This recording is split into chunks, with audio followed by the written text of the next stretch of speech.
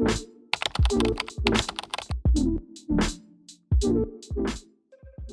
everyone, welcome back to Nutrition Made Simple, a video series that we created that takes a look at natural health topics and then we break them down into easy to understand and actionable steps. And for the month of July, it's hard to believe that we're actually already in July. We're going to be taking a look at food and kind of visiting some various topics about what it means to actually eat healthy. Now, there are plenty of options to choose from when it comes to a lifestyle eating habit. You've got keto, paleo, vegan, vegetarian, you name it. You will likely talk to 3 different people and you'll get 3 different answers on what it actually means to eat healthy. So we wanted to take a moment and actually focus on that and maybe kind of explain some of the myths surrounding food or some misconceptions and maybe make it a little easier for you to understand. But this week we're looking at some common myths that are surrounding some of those lifestyle eating habits. And really, we believe so much about eating and life in general is really about balance, right? And when you rigidly follow any diet and completely eliminate entire food groups, that may not be giving the best fuel you can for your body. So that's what we really want to talk about today. So Ed, as far as you're concerned and in your experience, like what does that balance in eating actually look like? It's a good question. It's also a very complex question.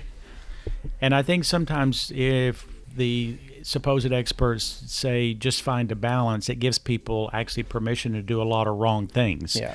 Because that's a very wide definition. To me, as I've watched people age, including myself, and also put together and connected the dots of blood chemistry, their comments, their body weights, their body fat, how they sleep, connecting it with the nutrients and the foods and the type of diet they encompass. To me, I boil it down to some of the couple points that are the most important. I don't particularly any longer care what the name of my diet is or what anyone's diet is called. What counts is the one absolute that I believe in is optimal blood chemistry produces the best graceful aging that we possibly can go through in our life. I'm almost 64 next month, and I've watched many of my clients over the past 42 years. You know, some of them were 50 when I was 20, so I got to see a lot of people get very, very old.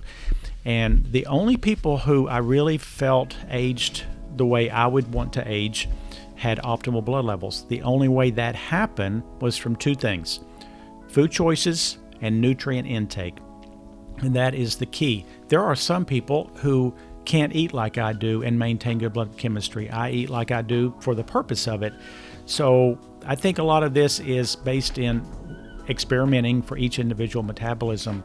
But having hard and fast rules, I don't think is going to be the answer. We can have general rules. I do believe we need to be eating less carbohydrates. Yeah. I think we need to be having more healthy fats. So those are 2 general rules. When we're talking about general rules, do you have any absolutes? Like, are there foods that you just say beyond a shadow of a doubt, I will not go near, I will not touch? For me, yes, I'm a pretty highly disciplined person, and I'm willing to embrace that. And, you know, I think the 80-20 rule does apply pretty well to most things in life. Anyone who tries to be, you know, a perfectionist is going to probably fall off the wagon. That's not suitable for lifelong agendas. For me, the foods that would be like the absolute no-no list would be the very highly processed, highly sugared, high carbohydrate foods, except for maybe every blue moon on a special occasion. I won't eat the Twinkies that I did in high school. I'm not going to gorge on the Oreo cookies, which is what I did in high school. You know, eating the whole rack of those little black cookies and not thinking a thing about it. The massive amounts of macaroni and cheese by Kraft that I was raised on, I would never do those things any longer. Yeah. And when I do kind of fall off the wagon, I guess I will say, which I don't really think is bad, I always try to balance it with something that's going to be healthy, even if that is what I just ate was unhealthy. I'm going to have something with it that is going to help balance it. Yeah, that makes total sense. You mentioned low inflammation. So we've talked about on here before, I think, or maybe on one of our social channels, what a low inflammation diet looks like. But for you, could you explain that just a little bit? Well, looking at a lot of blood work, including my own, it's high sensitivity C-reactive protein, which is a marker for inflammation. And as we get older, chronic inflammation is at the root of most of the things we certainly don't desire to happen to us. Arthritis, plaque in the arteries, memory loss, aches and pains, things that create pretty less than optimal aging for sure. And so what causes a lot of inflammation? Biggest thing, and again, the knife and fork is still the most powerful tool I think that any of us have. But on top of that, you got to have wisdom. So when I look at people who have high inflammation, it's almost across the board. They are eating the wrong macros. What are macros? It's the combination of protein, fats, and carbs. And they generally are eating a very high, dense amount of carbohydrates. And one of the downfalls of our belief system that we can have is if it's organic, then it's healthy. I don't care how organic it is. If you have 2 glasses of orange juice and it's organic, it's still going to be unhealthy. It might be a small percent healthier just because it's organic. That means it's cleaner. But the macros are still just going to do you harm. And that comes with any of these highly carbonated or drinks or sugared processed foods that are packaged. Anything that has all the high levels of fast-acting carbs is going to create inflammation. It's going to create inflammation. Now, one meal won't, but if you do it continuously, and most people only eat about 12 different foods in this country. 12 different foods in a whole year. That's the variety they're going to eat. And you can look around. Corn, potatoes, pasta, rice, bread, colas. Right there's Inflammation City. Right. And most do it for breakfast, lunch, and supper. Yeah. No healthy fats, and if they do eat protein, then they may eat protein because protein can be tasty, but they're not eating a balanced diet. Right. And you mentioned, even if it's an organic product, those organic products can still be highly processed. They can still have added sugars or just on their own contain a lot of sugars, which all leads to that inflammation, right? It does. And, marketers have gotten clever. They always have been. And just to put the word natural on a product years ago made it sell more commonly. Then they had the word organic. And now they can add non-GMO, which is important. But that doesn't change. What does it do to your blood chemistry? Right. If it's creating high levels of inflammation, it is harmful. I don't care how clean it is and how non-GMO. And again, the macros that I live on is a lower carb, healthy, pretty high level of healthy fats and a modest to a little bit high level of protein in most of my meals, including my breakfast drink, which we've talked about before, I don't eat it, I drink it, and it has the right macros. This is the only way to do breakfast because it's so easy. I got so tired of figuring out what to eat every morning. Right. Yeah, and we're going to talk about those certifications in a later video this month. We're going to break them down into, what you really need to look for when you're talking about organic, non-GMO, all that good stuff. So stay tuned. We'll have more on that later. So just as a general rule, would you say that a focus on whole foods would kind of be the way to go? Absolutely. Leaning toward the foods of the earth. And we've actually lost our sacred connection to foods. In the history of mankind, a lot of the whole activity of human beings was focused around the growing and the harvesting and the planting and the processing, but it was always revered. Food was the fuel of society. Right. Today, it's so discounted, and there's no connection to who grew it and how did it grow and where did it grow and all the things that come about. It may sound hokey, but I think there's something definitely missing when we lost the sacred connection to food, and we need to get that back somewhat, at least the respect for the food. And I respect companies, local farmers, people who care. This regenerative farming phase, which is coming, I absolutely adore that whole philosophy of balancing the environment, the soil, the earth, the water, the critters, everything together, and it creates magic. Yeah. And then that creates foods that are more of a platform for building optimal health. Again, we have to be wise enough, though, to choose. We don't live on all carbohydrates. We don't live on all protein, and we don't live on all fat. We have to put those three things together in a common sense manner. Right. And just throwing food on a plate's not the optimal answer. Yes, we have people we know that have done all the wrong things and they live a long time, but we can't count on that. That's the rare person. We have to err on the side of doing the best we can because Father Time's going to take us out regardless of how many times I go to the gym and how many vitamins I take and how many foods I eat that are healthy. Yeah, my wife and I actually started a garden in our backyard, and then we actually have 4 chickens now as well, so we're harvesting eggs. Yeah. And there is something to it. There is something about growing your own food because it's a challenge. I mean, we're so used to being able to go to the store and just pick up whatever we want. Even if it's out of season, you can still buy it. And, being forced to make the most of what you have during the season has been really helpful for us, just even in the way that we've started eating or, having things on hand, and you can and save stuff. So it's been really fun. Before we conclude, you mentioned something about the 80-20 rule, and I want to make sure that people really understand what that actually means. So can you explain that real quick?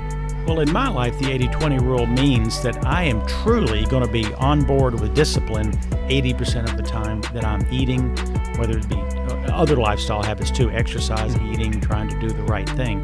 That doesn't mean that I'm going to just, wing it or I'm going to just barely try. No, I'm sticking to the game plan, because if you stick with the 80% as a disciplined game plan, then you have a lot of permission on the 20% to err on the side of taste buds and maybe convenience and maybe saving a little money by buying a little bit cheaper food occasionally, a birthday party, whatever, having a drink. The people I see, especially in the gym, that I've been in the gym for 50 plus years, 5 days a week. I mean, there was 2 people recently, they started working out every single day. I just knew, how long will this last? It's going to last between 3 and 6 months. And both of those people are now gone. And they got in great shape, but you can't maintain that type of discipline unless you're cut out for it. So yes, 80% of the time, you be really good boys and girls, and 20% do loosen up. Because the mind, the body can't have total discipline. It has to have some free time, and then that allows you to be more disciplined during the 80% time. Now, for some people, would that possibly be a danger? I mean, when you allow yourself that 20%, that's going to take a fair amount of self-control, not to just kind of go off the deep end and then start back up where you left off. That's a good point. Now, actually, I'm a 90-10 guy, because the 10% is, I can never have a problem with 10%. We all have to individually decide what's best for our system, our mindset, because there are people who probably have to be more diligent, or else they will fall off the wagon. The problem is, I don't see those people generally creating optimal health, because it always becomes a neurotic driven force, and that's never healthy in the mental state. Let me say this, I've witnessed this so many times. If your blood chemistry is truly balanced, first off, you don't have any cravings to speak of. You may have leanings toward, I want that piece of food, but it's not like taking you over. Right. If you don't create a lot of cravings, you can manage that 20%. If that 20% sparks a massive craving in you, then you may have to adjust that. I mean, the only time in my life in the past 25 years, I've ever had the feelings of, I want that piece of cake so bad, or I want more pasta, or all the things that carbohydrates is used to when I was married, and it would be Christmas time, and I would take a week or 2 and just throw the baby out with the bath, and I would eat anything I wanted. It took me about a month to get past the cravings again. And once I raised my protein, healthy fat, lowered the carbs, went through a little detox, I didn't have the cravings. Well, it's easy to do it with no cravings. Yeah. You can stick to the plan, but the only way to have no cravings is to create the right macros again and create the right blood chemistry. If you're craving foods all the time, you have to raise fats and you have to raise protein. You have to go through a small stage of deprivation with carbs, and then it's just like an alcoholic. You got to get through that. Yeah, that's good to know. It is a lot like a detox for sure. All right, so just to recap, whole foods. Absolutely, because they're less processed. They are from the earth. They at least have more sacred connection to the earth because they were grown by something grew them, and there were humans involved from the earth. So yes, whole foods. Low inflammation foods. Low inflammation foods, less chemicals, and none of the processed items like the artificial sweeteners, artificial. All kind of artificial. We know because you could fill a book with the words from MSG down the list. Yes, we have to have that. 80-20 rule. 80-20 for most people. Some people it should be 90-10. No one should be a 100 in my mind, but those small breaks will give you the endurance to last a lifetime if you can do it appropriately. And most importantly, balancing everything. Balancing everything with the macros, with the right protein, fats, and carbs. It isn't rocket science. Once you get the concept of a plate and you kind of get the idea of, okay, this is how much fat should be on this plate, this is how much protein, this is how many carbs, you visually can almost do that. And there's plenty of apps now. We have, come see us. We're happy to recommend things you can put on your phone that will help you to do that. All right, everyone. Hey, we really hope this was helpful. We have a lot more to come this month. We're going to dive deep into food, maybe even have some recipes, do some different things. So we're really excited. So be sure to check back with us later in July. And on that note, we're going to go ahead and wrap it up. We'll see you next time on Nutrition Made Simple. Take care, everyone. Thank you.